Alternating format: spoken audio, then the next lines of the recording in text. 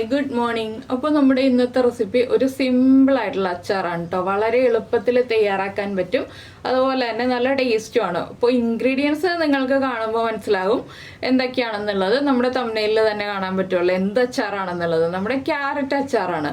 Carrot കൊണ്ട് സാധാരണ നമ്മൾ അധികം റെസിപ്പീസ് ചെയ്യാറില്ല. നമ്മൾ ക്യാരറ്റ് തോരൻ, ക്യാരറ്റ് മെഴുക്കുവരട്ടിയൊക്കെയാണ് ചെയ്യാറുള്ളത്. പക്ഷേ ക്യാരറ്റ് ഉപയോഗിച്ച് ഇതുപോലെ അച്ചാർ ഉണ്ടാക്കി നോക്കിക്കോളൂ, നല്ല ടേസ്റ്റാണ്. അതുപോലെ തന്നെ കൂടുതൽ കാലം സൂക്ഷിച്ച് വെക്കാനും പറ്റുന്ന രീതിയിലാണ് ഞാൻ ഈ ഒരു അച്ചാർ തയ്യാറാക്കുന്നത്. അപ്പോൾ നമുക്ക് എങ്ങനെയാണ് നമ്മുടെ ക്യാരറ്റ് അച്ചാർ തയ്യാറാക്കുന്നത് നോക്കാം. നമുക്ക് നമ്മുടെ ഇൻഗ്രീഡിയൻസ് നോക്കാം. നമ്മളിപ്പോൾ ഒരു 2.5 ക്യാരറ്റ് ഈ ഒരു വലിപ്പത്തിൽ, അധികം വലുതുമല്ല അധികം ചെറുതുമല്ലാത്ത പീസായിട്ട് മുറിച്ചെടുത്തിട്ടുണ്ട്. അതുപോലെ തന്നെ ഒരു ഉണ്ട വെളുത്തുള്ളി, വലിയ വെളുത്തുള്ളിയല്ല ചെറിയ വെളുത്തുള്ളി, ഇതുപോലെ തൊലി കളഞ്ഞെടുത്തിട്ടുണ്ട്. ഒരു 7 പച്ചമുളക് റൗണ്ടിൽ കട്ട് ചെയ്തെടുത്തിട്ടുണ്ട്. വലിയൊരു പീസ് ഇഞ്ചി ഇതുപോലെ തിന്നായിട്ട് നീളത്തിൽ കട്ട് ചെയ്തെടുത്തിട്ടുണ്ട്. പിന്നെ നമ്മൾ എടുത്തിരിക്കുന്നത് വേപ്പില, അതുപോലെ തന്നെ നമ്മുടെ മുളക് പൊടി, ഉലുവപ്പൊടി, കായപ്പൊടി, അങ്ങനെയുള്ള കാര്യങ്ങളൊക്കെയാണ്. അപ്പോൾ നമ്മൾ അച്ചാർ ഉണ്ടാക്കാൻ തുടങ്ങുകയാണ്. നിങ്ങൾക്ക് ഇതിലും ചെറുതായിട്ട് ക്യാരറ്റ് കട്ട് ചെയ്യണമെങ്കിൽ കട്ട് ചെയ്യാം. പക്ഷേ എന്താണെന്ന് വെച്ചാൽ ക്യാരറ്റ് കുക്കായി വരുമ്പോൾ വീണ്ടും ചുരുങ്ങിപ്പോവും. അതുകൊണ്ടാണ് നമ്മൾ കുറച്ച് വലിപ്പത്തിൽ കട്ട് ചെയ്യുന്നത്. നമ്മുടെ മാങ്ങയൊക്കെ പോലെ ക്യാരറ്റ് അലിഞ്ഞു പോവില്ല, പക്ഷെ ചുരുങ്ങി പോവും. അപ്പോൾ നമ്മൾ ക്യാരറ്റ് കട്ട് ചെയ്യുമ്പോൾ കുറച്ച് വലിപ്പത്തിൽ കട്ട് ചെയ്യുക, ഒരുപാട് വലിപ്പത്തിൽ കട്ട് ചെയ്യേണ്ട. പിന്നെ നിങ്ങൾക്ക് ഈ ഒരു അച്ചാർ തന്നെ മുളക് പൊടി ചേർക്കാതെ ഉണ്ടാക്കാം, അത് പിന്നീട് ഒരു ദിവസം നമുക്ക് ചെയ്യാം.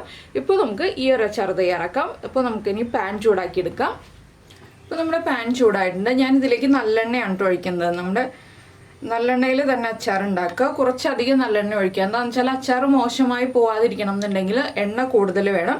അപ്പോൾ കുറച്ചധികം നല്ലെണ്ണ ഒഴിക്കുക. എണ്ണ ഒന്ന് ചൂടായി വരട്ടെ. അപ്പോൾ നമ്മുടെ എണ്ണ നന്നായിട്ട് ചൂടായിട്ടുണ്ട്. ഞാനിതിലേക്ക് 1 ടേബിൾ സ്പൂൺ കടുക് ചേർത്ത് കൊടുക്കുകയാണ്. കടുകൊന്ന് പൊട്ടി തുടങ്ങട്ടെ.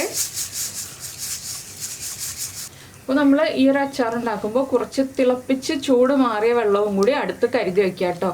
എന്താണെന്ന് വെച്ചാൽ നമ്മുടെ മാങ്ങാച്ചാറോ ചെറുനാരങ്ങ അച്ചാറോ ഒക്കെ പോലെ അച്ചാറിൻ്റെ കഷ്ണങ്ങളിൽ നിന്ന് ഗ്രേവി ഇറങ്ങി വരില്ല. അതുകൊണ്ട് കുറച്ച് വെള്ളം നമ്മൾ കരുതി വയ്ക്കണം. തിളപ്പിച്ച് ചൂട് മാറിയ വെള്ളമായിരിക്കണം കരുതി വയ്ക്കേണ്ടത്. അപ്പോൾ നമ്മുടെ കടുകൊക്കെ പൊട്ടി കഴിയുന്നുണ്ട്. നമ്മൾ സാധാരണ അച്ചാർ ഉണ്ടാക്കുമ്പോൾ എപ്പോഴും വെളുത്തുള്ളി, ഇഞ്ചി, പച്ചമുളകൊക്കെയാണ് ആദ്യം ചേർക്കുക. പക്ഷേ ക്യാരറ്റ് അച്ചാർ ഉണ്ടാക്കുമ്പോൾ നമ്മൾ ആദ്യം ക്യാരറ്റ് ചേർത്ത് കൊടുക്കുക. ക്യാരറ്റ് ഒന്ന് കുക്കായി കിട്ടാനാണ് നമ്മൾ ക്യാരറ്റ് ആദ്യം ചേർത്ത് കൊടുക്കുന്നത്. ഇഞ്ചി, പച്ചമുളക്, വെളുത്തുള്ളി ഒന്നും ആദ്യം ചേർത്ത് കൊടുക്കരുത്. ഇതൊക്കെയാണ് ഈ അച്ചാറിൻ്റെ വ്യത്യസ്തത സാധാരണ അച്ചാർ ഉണ്ടാക്കുന്നതിൽ നിന്ന്. ഇനി ക്യാരറ്റ് ഒന്ന് എണ്ണയിൽ കിടന്ന് നന്നായിട്ട് കുക്കായി വരണം. ഇപ്പോൾ നമ്മൾ ഉപ്പൊന്നും ചേർക്കേണ്ട ആവശ്യമില്ല. ക്യാരറ്റ് എണ്ണയിൽ കിടന്ന് ഒരു 2-3 മിനിറ്റ് നന്നായിട്ട് വഴന്ന് കുക്കായി കിട്ടുന്നത് വരെ നമ്മളിങ്ങനെ ഇടയ്ക്ക് ഇളക്കി കൊടുത്തുകൊണ്ടിരിക്കുക. എപ്പോഴും ഇളക്കേണ്ട ആവശ്യമില്ല കേട്ടോ. ഇതുപോലെ ഒന്ന് കുക്കായി തുടങ്ങുമ്പോൾ അടുത്ത സൈഡ് ഒന്ന് ഇളക്കി മറിച്ച് കൊടുക്കുക. അങ്ങനെ ഒരു 2-3 മിനിറ്റ് ഇളക്കി കുക്ക് ചെയ്തിട്ട് വേണം നമുക്ക് ബാക്കിയുള്ള ഇൻഗ്രീഡിയൻസ് ചേർക്കാൻ. അപ്പോൾ ക്യാരറ്റ് ഒന്ന് കുക്കായി വരട്ടെ. അപ്പോൾ നമ്മുടെ ക്യാരറ്റൊക്കെ 3 മിനിറ്റ് ആയപ്പോൾ കുക്കായി ഒന്ന് ചുരുങ്ങി തുടങ്ങിയിട്ടുണ്ട്. ഇനി നമുക്കിതിലേക്ക് നമ്മുടെ വെളുത്തുള്ളി, അതുപോലെ തന്നെ പച്ചമുളക്, ഇഞ്ചി ഒക്കെ ചേർത്ത് കൊടുക്കാം. ഇതെല്ലാം ചേർത്ത് വീണ്ടും നന്നായിട്ടൊന്ന് വഴറ്റി ഈ വെളുത്തുള്ളിയും ഇഞ്ചിയും പച്ചമുളകും ഒക്കെ ഒന്ന് കുക്കായി വരണം. ഇതിൻ്റെ കൂടെ തന്നെ നമുക്ക് കറിവേപ്പിലയും കൂടി ചേർത്ത് കൊടുക്കാം. 3-4 തണ്ട് കറിവേപ്പിലയും കൂടി ചേർക്കാം. അപ്പോൾ ഈ അച്ചാറിന് ഒരു ചെറിയ മധുരം ഉണ്ടാവും കേട്ടോ. എന്താണെന്ന് വെച്ചാൽ ക്യാരറ്റ് അല്ലേ, അതുകൊണ്ട് തന്നെ നമ്മൾ എക്സ്ട്രാ മധുരം ചേർക്കേണ്ട ആവശ്യമില്ല. നമ്മുടെ സാധാരണ അച്ചാറുകളിൽ നമ്മൾ പഞ്ചസാരയോ അല്ലെങ്കിൽ ശർക്കരയോ ചേർക്കാറുണ്ട്. ഈ ഒരു ക്യാരറ്റ് അച്ചാറിൽ നമ്മൾ പഞ്ചസാരയോ ശർക്കരയോ ചേർക്കേണ്ട ആവശ്യമില്ല. പിന്നെ നിങ്ങൾ വിനിഗർ കൂടുതൽ ചേർക്കുകയാണെങ്കിൽ മാത്രം പഞ്ചസാരയോ ശർക്കരയോ ചേർത്ത് കൊടുത്താൽ മതി. ക്യാരറ്റ് അച്ചാറിലൊക്കെ പഞ്ചസാരയാണ് നല്ലത് ശർക്കരയേക്കാൾ. അപ്പോൾ ഇനി ഇതെല്ലാം ഒന്നുകൂടി ഒന്ന് കുക്കായി വരട്ടെ. ഒരു 2 മിനിറ്റും കൂടി ഒന്ന് ഇളക്കി കൊടുക്കുക. പിന്നെ ഈ ഒരു അച്ചാറൊക്കെ ഉണ്ടാക്കിയിട്ട് അന്ന് തന്നെ ഉപയോഗിക്കരുത്. ഒരാഴ്ച വരെ നമ്മൾ കുപ്പിയിലാക്കി വെച്ചതിന് ശേഷം ഒരാഴ്ച കഴിഞ്ഞിട്ട് ഉപയോഗിക്കുക. അപ്പോഴാണ് ക്യാരറ്റിലേക്കും അതുപോലെ തന്നെ നമ്മുടെ വെളുത്തുള്ളിയിലേക്കും ഇഞ്ചിയിലേക്കും ഒക്കെ മസാലകളൊക്കെ പിടിച്ച് പെർഫെക്റ്റ് ആയി വരിക. ഉണ്ടാക്കിയിട്ട് അന്ന് തന്നെ ഉപയോഗിക്കുന്ന ഇൻസ്റ്റൻറ്റ് അച്ചാറല്ല ഇത്. നമുക്ക് ഉണ്ടാക്കി വെച്ചിട്ട് കുറേ ദിവസങ്ങൾ, കുറേ മാസങ്ങളൊക്കെ ഉപയോഗിക്കാൻ പറ്റുന്ന അച്ചാറാണ് ഇത്. ഫ്രിഡ്ജിൽ വെക്കേണ്ട ആവശ്യമില്ല. റൂം ടെമ്പറേച്ചറിൽ നമുക്ക് കുപ്പിയിലാക്കി അല്ലെങ്കിൽ ഭരണിയിലാക്കി പുറത്ത് തന്നെ വെച്ചിട്ട് ഉപയോഗിക്കാൻ പറ്റുന്ന അച്ചാറാണ്. മോശമായി പോവില്ല കേട്ടോ. നിങ്ങൾ ഒട്ടും തന്നെ വെള്ളം ചേർക്കാതെ ഉണ്ടാക്കി വെക്കുകയാണെങ്കിൽ വർഷങ്ങളോളം ഉപയോഗിക്കാൻ പറ്റുന്ന അച്ചാറാണ്. അപ്പോൾ ഇതുപോലെയൊക്കെ അച്ചാർ ഉണ്ടാക്കി വെക്കുകയാണെങ്കിൽ എത്ര വർഷം വേണമെങ്കിലും ഉണ്ടാക്കി വെക്കാം നമുക്ക്. പിന്നെ ഇൻസ്റ്റൻ്റ് ആയിട്ട് ഉണ്ടാക്കി വെക്കുന്ന അച്ചാറുകളാണ് നമ്മൾ ഫ്രിഡ്ജിൽ വെക്കുന്നത്. എനിക്കപ്പോൾ കമൻറ്റ്സ് വരാറുണ്ട്, ഫ്രിഡ്ജിൽ വെക്കേണ്ട അച്ചാർ മോശമായി പോവില്ലേ എന്നൊക്കെ ചോദിച്ചിട്ട്. അപ്പോൾ അതിനുള്ള മറുപടിയാണ് ഞാനിപ്പോൾ പറഞ്ഞത്. നമ്മൾ അങ്ങനെ ശ്രദ്ധിക്കുകയാണെന്നുണ്ടെങ്കിൽ അച്ചാർ മോശമായി പോവില്ല. അപ്പോൾ നമ്മുടെ വെളുത്തുള്ളിയൊക്കെ ഒന്ന് കുക്കായി വരട്ടെ, അതുവരെ നമുക്കൊന്ന് ഇളക്കി കൊടുക്കാം. ഇപ്പോൾ നമ്മുടെ വെളുത്തുള്ളിയും ഇഞ്ചിയും ഒക്കെ ഒന്ന് കുക്കായി തുടങ്ങിയിട്ടുണ്ട്. ഞാനൊന്നും ഓവർ കുക്കായി ചുരുങ്ങി പോകുന്ന രീതിയിലാക്കി എടുക്കുന്നില്ല. ഇനിയിപ്പോൾ നമുക്ക് ഫ്ലെയിം ഓഫ് ചെയ്യാം കേട്ടോ. എന്താണെന്ന് വെച്ചാൽ എണ്ണ നല്ല ചൂടാണ്, ഇതിലേക്ക് നമ്മൾ പൊടികൾ ഇട്ടാൽ കരിഞ്ഞു പോകും. അതുകൊണ്ട് ഫ്ലെയിം ഓഫ് ചെയ്തിട്ട് നമുക്ക് പൊടികൾ ചേർത്ത് കൊടുക്കാം. ഞാനിപ്പോൾ ചേർക്കുന്നത് ഒരു 1/2 ടീസ്പൂൺ കായപ്പൊടി, അതുപോലെ തന്നെ 1/2 ടീസ്പൂൺ ഉലുവപ്പൊടി. ഉലുവ വറുത്ത് പൊടിച്ച് വെച്ചിരിക്കുന്നതാണ്. 1/2 ടീസ്പൂൺ മതി. നമ്മൾ എടുക്കുന്ന ക്യാരറ്റിൻ്റെ എണ്ണം അനുസരിച്ച് വ്യത്യാസം വരുത്താം. പിന്നെ നിങ്ങൾക്ക് നല്ല എരിവുള്ള മുളക് പൊടിയാണ് കയ്യിലുള്ളതെങ്കിൽ 1.5 ടേബിൾ സ്പൂൺ മതി. എൻ്റെ കയ്യിൽ കാശ്മീരി ചില്ലി പൗഡറാണ്, ഞാനൊരു 3 ടേബിൾ സ്പൂൺ ചേർക്കുന്നുണ്ട്. നല്ലൊരു കളർ കിട്ടും നമ്മുടെ അച്ചാറിന്, അതുപോലെ നല്ല കൊഴുപ്പും കിട്ടും. ഞാനിപ്പോൾ ടീസ്പൂണിലാണ് മുളക് പൊടി ചേർത്തത്. ഇപ്പോൾ പൊടികൾ ചേർത്തിട്ട് നമ്മൾ നന്നായിട്ടൊന്ന് ഇളക്കി കൊടുക്കുക. ഇനി നമുക്ക് ഫ്ലെയിം ഓൺ ചെയ്ത് ലോ ഫ്ലെയിമിലാക്കി വെക്കാം. പൊടികൾ ചേർക്കുമ്പോൾ ഫ്ലെയിം ഓഫ് ചെയ്ത് വെക്കുക, അതിനുശേഷം ഫ്ലെയിം ഓൺ ചെയ്തിട്ട് ലോ ഫ്ലെയിമിലാക്കി വെക്കാം. നിങ്ങളുടെ കയ്യിൽ എണ്ണ കുറവാണെന്നുണ്ടെങ്കിൽ എണ്ണ ഒഴിച്ചു കൊടുക്കുക. നിങ്ങൾക്ക് ഒരുപാട് എണ്ണ യൂസ് ചെയ്യാൻ താല്പര്യമില്ല എന്നുണ്ടെങ്കിൽ മാത്രം ഞാൻ നേരത്തെ പറഞ്ഞതുപോലെ തിളപ്പിച്ചാറിയ വെള്ളം എടുത്തു വയ്ക്കുക. അപ്പോൾ തിളപ്പിച്ചാറിയ വെള്ളം ചേർക്കുമ്പോൾ ശ്രദ്ധിക്കുക, ഒരുപാട് വെള്ളം ചേർക്കരുത്. കുറച്ച് വെള്ളം ചേർത്തിട്ട് അച്ചാർ ഉണ്ടാക്കുക. കൂടുതൽ എണ്ണയിൽ മാത്രം ഈ ഒരു അച്ചാർ പ്രിപ്പയർ ചെയ്യുകയാണെങ്കിലാണ് വർഷങ്ങളോളം ഇരിക്കുമെന്ന് ഞാൻ പറഞ്ഞത്. കുറച്ച് എണ്ണയിൽ നമ്മളിപ്പോൾ ഒരു 2 ടേബിൾ സ്പൂണോ 3 ടേബിൾ സ്പൂണോ എണ്ണയിൽ മാത്രം ഈ ഒരു അച്ചാർ ഉണ്ടാക്കുകയാണെങ്കിൽ ഒരുപാട് വർഷമൊന്നും സൂക്ഷിച്ച് വയ്ക്കാൻ പറ്റില്ല കേട്ടോ, കുറച്ച് കാലത്തേക്ക് ഉണ്ടാകുള്ളൂ. അപ്പോൾ നിങ്ങൾ എണ്ണ ഉപയോഗിക്കാൻ ഈ ഒരു അച്ചാറിൽ ബുദ്ധിമുട്ട് കാണിക്കരുത്. അപ്പോൾ അതാ നമ്മളിതുവരെ ഉപ്പ് ചേർത്തിട്ടില്ല. ഇനിയിപ്പോൾ നമുക്ക് ഉപ്പ് ചേർത്ത് കൊടുക്കാം. ആവശ്യത്തിന് ഉപ്പ്.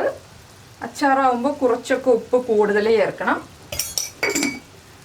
എന്താണെന്ന് വെച്ചാൽ നമ്മളിതിൽ വേറെ പ്രിസർവേറ്റീവ്സ് ഒന്നും ചേർക്കുന്നില്ലല്ലോ. നമ്മുടെ ഉപ്പും വിനീഗറും മാത്രമാണ് നമ്മുടെ പ്രിസർവേറ്റീവ്സ് എന്ന് പറഞ്ഞിട്ടുണ്ടെങ്കിൽ. നമ്മൾ വേറെ ആഡഡ് പ്രിസർവേറ്റീവ്സ് ഒന്നും എക്സ്ട്രാ ചേർക്കുന്നില്ല.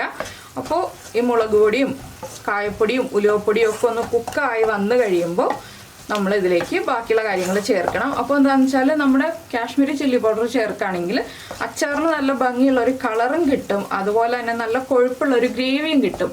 അതുകൊണ്ടാണ് കാശ്മീരി ചില്ലി പൗഡർ തന്നെ മാക്സിമം കയ്യിലുണ്ടെങ്കിൽ ചേർക്കാമെന്ന് പറയുന്നത്.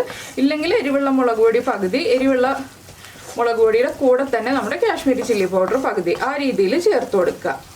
അപ്പോൾ നമ്മുടെ മുളക് പൊടിയൊക്കെ ഒന്ന് കുക്കായി തുടങ്ങിയിട്ടുണ്ട്. മുളക് പൊടി കുക്കാവാതെ വിനിഗർ ചേർത്തിട്ടുണ്ടെങ്കിൽ അച്ചാർ മോശമായി പോകട്ടോ. അച്ചാറിന് ആ ഒരു പച്ച ചുവ വരും.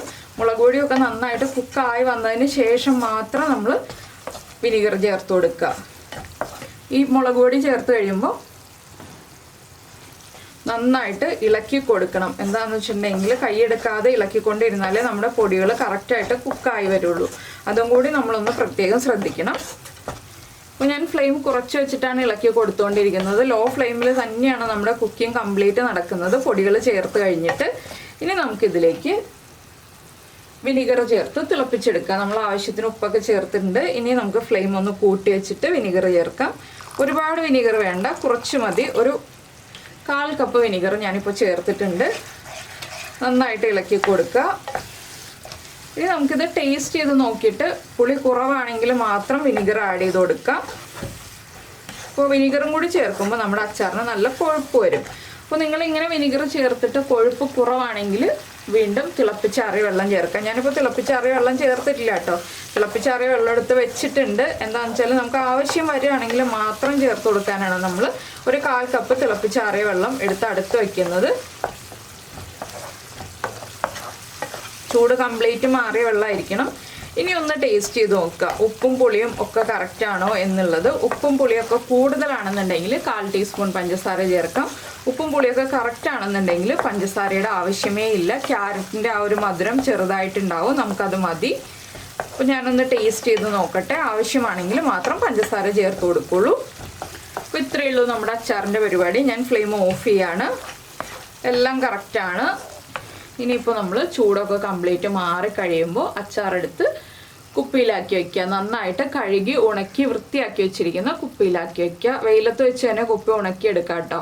മഴക്കാലത്ത് ബുദ്ധിമുട്ടാണെങ്കിൽ നമ്മൾ കഴുകി ഉണക്കി വെച്ചിരിക്കുന്ന കുപ്പിയാണെങ്കിൽ അതിലെടുത്ത് വയ്ക്കുക, അല്ലെങ്കിൽ ഭരണിയിൽ എടുത്ത് വയ്ക്കുക. മാക്സിമം ഗ്ലാസ് ജാറുകളിൽ എടുത്ത് വയ്ക്കാൻ ശ്രദ്ധിക്കുക. അപ്പോൾ എല്ലാവരും ഈ ഒരു അച്ചാർ ഉണ്ടാക്കി നോക്കുക. അതുപോലെ തന്നെ അച്ചാർ ഉണ്ടാക്കിയിട്ട് ഒരാഴ്ച കഴിഞ്ഞിട്ടെങ്കിലും ഉപയോഗിക്കുക. ഉടനെ തന്നെ ഉപയോഗിക്കരുത്, ഒരാഴ്ചയെങ്കിലും കഴിഞ്ഞിട്ട് ഉപയോഗിക്കുക. ഒരു 2-3 ക്യാരറ്റ് ഉണ്ടെങ്കിൽ നമുക്കൊരു 1 മാസത്തേക്കുള്ള അച്ചാർ എന്തായാലും ഉണ്ടാവും ഈ ഒരു ക്വാണ്ടിറ്റിയിൽ. അപ്പോൾ എല്ലാവരും ഉണ്ടാക്കി നോക്കും എന്ന് വിചാരിക്കുന്നു. പിന്നെ നമ്മുടെ ചാനലിൽ വീഡിയോ പ്രസൻറ്റ് ചെയ്യുന്ന രീതിയൊക്കെ ഇഷ്ടമായി എന്നുണ്ടെങ്കിൽ നമ്മുടെ ചാനലൊന്ന് സബ്സ്ക്രൈബ് ചെയ്ത് സപ്പോർട്ട് ചെയ്യണേ. സബ്സ്ക്രൈബ് ചെയ്യുന്നതിന് ഈ വീഡിയോയുടെ താഴെയുള്ള റെഡ് സബ്സ്ക്രൈബ് ബട്ടൺ ഒന്ന് ക്ലിക്ക് ചെയ്യുക. അതിൻ്റെ റൈറ്റ് സൈഡിലുള്ള ബെല്ലൈക്കണും ക്ലിക്ക് ചെയ്യുക. അപ്പോൾ ഓൾ എന്ന് പറഞ്ഞിട്ടൊരു ഓപ്ഷൻ കാണാം. ആ ഓളും കൂടി പ്രസ് ചെയ്തിട്ടുണ്ടെങ്കിൽ ഞാൻ എപ്പോഴും വീഡിയോ അപ്ലോഡ് ചെയ്യുമ്പോൾ നിങ്ങൾക്ക് നോട്ടിഫിക്കേഷൻ വരും. അതുപോലെ തന്നെ നമ്മുടെ അച്ചാർ ഇഷ്ടമായി എന്നുണ്ടെങ്കിൽ, നമ്മുടെ വീഡിയോ പ്രസൻറ്റ് ചെയ്യുന്ന രീതിയൊക്കെ ഇഷ്ടമായി എന്നുണ്ടെങ്കിലും ഒന്ന് ലൈക്ക് ചെയ്യാനും അതുപോലെ തന്നെ നിങ്ങളുടെ അഭിപ്രായം കമൻറ്റ് ചെയ്യാനും മറന്നുപോയില്ലല്ലോ. നിങ്ങളിതുപോലെ അച്ചാർ ഉണ്ടാക്കിയിട്ടുണ്ടോ എന്നും കൂടെ ഒന്ന് കമൻറ്റ് ചെയ്യണേ. അപ്പോൾ നമുക്ക് നമ്മുടെ അടുത്ത റെസിപ്പിയുമായിട്ട് വീണ്ടും കാണാം.